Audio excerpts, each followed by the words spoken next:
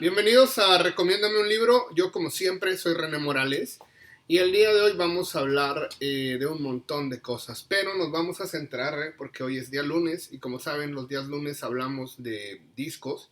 Vamos a hablar de una de las joyas más importantes de la historia de la música, que es esto que está aquí, que se llama Are You Experience, de Jimi Hendrix Experience.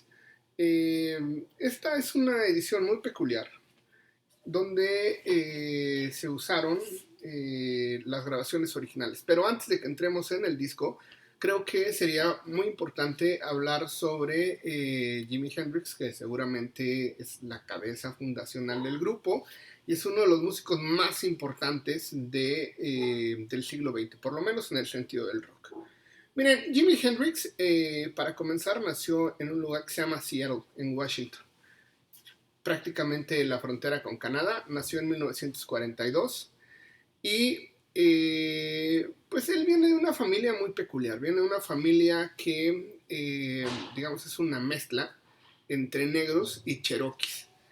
Y como persona de color siempre tuvo pues esta peculiaridad muy extraña de tener pues, prácticamente a medio Estados Unidos en contra de ti. Y pues sí, sufrió mucho racismo, le costó muchísimo incluirse dentro del mundo de la música y ahorita vamos a explicar por qué. Pero también tuvo gran parte de la herencia musical afroamericana, que es enorme y que es verdaderamente impresionante. También valdría mucho la pena pues, tener esta idea que yo siempre he tenido de que hay ciertas personas que nacen para algo y pues con dedicación, esfuerzo y disciplina pues lo logran. Y sin duda Hendrix pues siempre tuvo un amor particular por el mundo de las guitarras. Sabemos que a su padre no le atraía del todo que fuera guitarrista o que se dedicara a la música, pero al final lo hizo. Tiene anécdotas muy peculiares de que la primera vez que le regalaron una guitarra solo tenía una cuerda y era prácticamente un regalo que le había hecho una señora mientras vaciaban una casa con su papá y en algún momento encontró un ukulele y así. Pero al final también su padre fue el que le comenzó a regalar instrumentos. Y miren, Hendrix, como les decía, pues siempre estuvo como muy apegado al mundo de la guitarra. Y en algún momento pues se hizo muy popular debido a que comenzó a él a estudiar el mundo de la guitarra, pero a partir del blues clásico. Sabemos que era muy admirador de Howlin' Wolf, sabíamos que era muy admirador de Muddy Waters, incluso tiene discos, tiene un disco que se llama Blues de Jimi Hendrix, en donde hace homenaje a todos estos grandes bluesistas.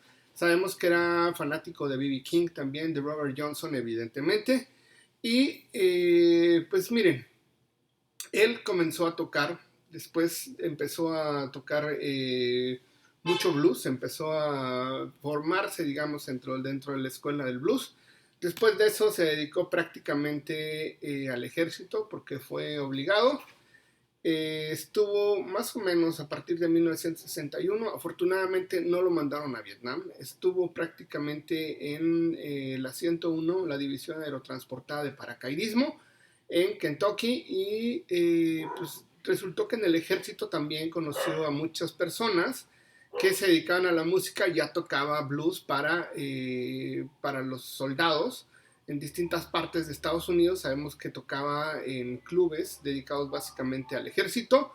Y pues digamos que fue creciendo y creciendo y creciendo, pero básicamente Hendrix siempre supo que lo suyo era la guitarra, que lo suyo era la música. Sabemos que también tenía una admiración particular por Elvis, incluso hacía muchos covers. Y bueno, miren, vale la pena que decir que antes de que Hendrix comenzara pues esta carrera musical como solista, comenzó siendo guitarrista de varias personas. Pero tendríamos que decir formalmente que lo más importante fue que tocó con los Isley Brothers, una banda de rock and roll, como un rock and roll muy, muy clásico. La canción más importante de ellos sería Shout. Y esto pasó en 1964, incluso grabó con ellos y pues, tuvo un éxito ahí irregular en el Billboard. Y después de tocar con los Isley Brothers, también tocó con Little Richard, este pianista increíble, que pues desafortunadamente no pasaba, digamos, por su mejor momento, y pues tampoco Hendrix podía como hacerse muy popular, digamos, dentro del mundo de la música, debido a que pues, era un músico de acompañamiento. Y pues, después de eso, después de estar rolando y grabando y haciendo un montón de cosas, decidió mudarse a Nueva York. Y en Nueva York pues conoció a varias personas. Conoció a Linda Kate, la novia en ese momento de Kate Richards. Y pues ella se encargó básicamente de presentarle a Chas Chandler, quien es considerado el que descubrió a Jimi Hendrix. Y lo primero que hizo, más allá de verlo tocar y estar así en distintas partes y bares de Nueva York, pues lo primero que le hizo fue la propuesta muy seria de llevárselo a vivir a Inglaterra y llevárselo a demostrar todo lo que sabía, o todo este género del blues hecho por personas negras. Y pues sí, se fue a Inglaterra, y en Inglaterra pues comenzó pues, a hacerse notar también por el sentido de la música.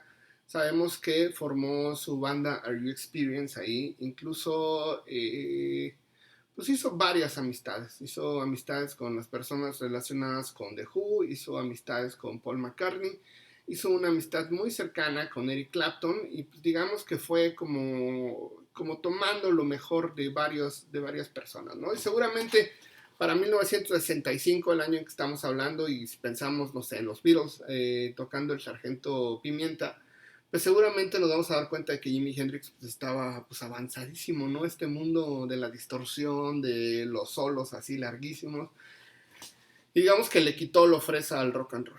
Y bueno, una de las cosas más importantes también que valdrían la pena es que Seymour Stein, quien era el productor y el representante de The Who, pues fue el primero que recomendó, que firmó como representante a Jimi Hendrix. Y después de sacar una serie de sencillos que fueron muy exitosos en Inglaterra, sobre todo Hey Joe, Purple Haze, todas esas canciones que vienen en el primer disco, después de sacar 3 sencillos, pues decidieron que ya era el momento pues en que hiciera un disco. Y sacó la primera edición de esta joya, la sacaron en 1966, pero esta no es la portada que se usó en Inglaterra, porque primero se editó en Inglaterra, luego se editó en Estados Unidos, y resulta que, pues sí, fue un éxito total en Inglaterra. Digamos que incluso hizo una serie de giras, y una de las cosas más importantes que vale la pena mencionar es que Jimi Hendrix cambió en mucho el mundo de la música. Sabemos que fue un disco que tardó mucho en grabarse, porque Jimi Hendrix quería que hubiera mucha distorsión, quería que hubiera mucho ruido, quería que se grabara solamente en sonido mono, y pues sí se logró, pero tuvieron que pasar muchas cuestiones. Incluso sabemos que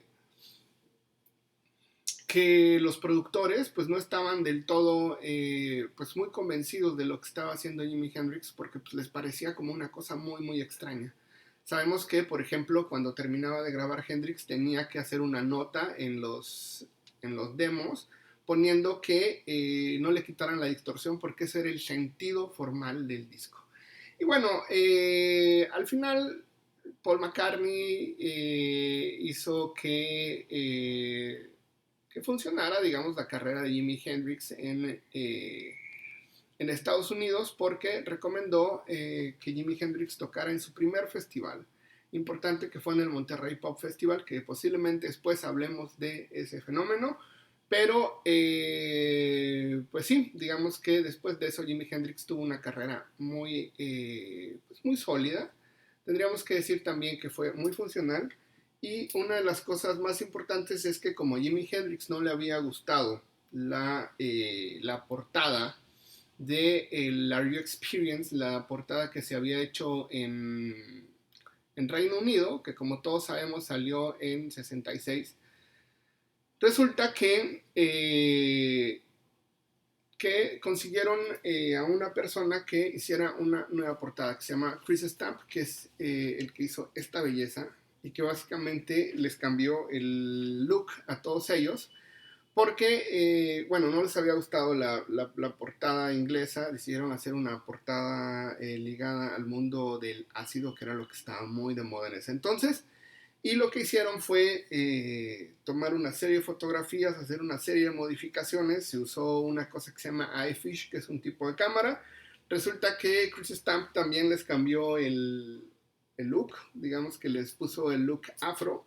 Y también pues continuó con ese sentido, que es esto que está aquí, el look afro de los tres músicos. Y pues ahí está, esa es una de las historias de posiblemente uno de los discos más influyentes de la música. También sabemos que la recepción pues desde el principio fue muy buena, todo el mundo quería pues conocer o tocar o estar cerca de Jimi Hendrix, porque pues, yo les decía que era algo como no visto antes.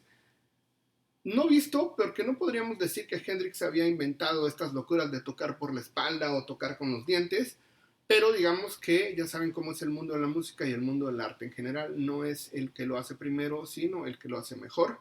Y pues Hendrix, yo siempre he tenido la sensación de que pues, era buen músico, excelente, también tendríamos que decir que era un excelente amigo, porque pues, tenía la peculiaridad de que con todo el mundo se llevaba, ¿no? Y también tiene la peculiaridad de que supo rodearse de buenos productores, de buenos músicos, supo hacer de su imagen algo verdaderamente importante y que se vendiera, porque era una imagen pues muy, muy extraña. Y pues les quería mostrar una cosa antes de que termináramos, que es pues esto que también se podría decir que Chris Stamp también hizo, que es el diseño. No sé si se alcanza a ver, sí, sí se alcanza a ver. Que tiene que ver también con el mundo del ácido, con el mundo de 1966. Y pues es una belleza de principio a fin. Incluso, miren, aquí está otra. Ahí está. Y pues nada, pues la recomendación del día de hoy es que comencemos escuchando a Jimi Hendrix, el Hendrix joven, el primer Hendrix que yo me atrevería a decir que es el mejor, el más resuelto. Y pues nada, me gustaría que me dieran sus comentarios, qué piensa de Hendrix, le gusta, no le gusta, qué piensa del primer disco, pónganmelo por ahí, me gustaría muchísimo oír su opinión, para mí es el disco favorito. Y también me gustaría que me regalaran un like, ya sabes, si le gusta lo que digo con la manita hacia arriba, si no le gusta con la manita hacia abajo. Y si no se ha suscrito al canal, lo único que tiene que hacer es aplastar un botoncito que está por ahí que dice suscribirse, al lado hay una campanita, también aplástelo y lo único que va a pasar es que ahora que hacemos videos de lunes a viernes, esto va a llegar directamente a su perfil de YouTube.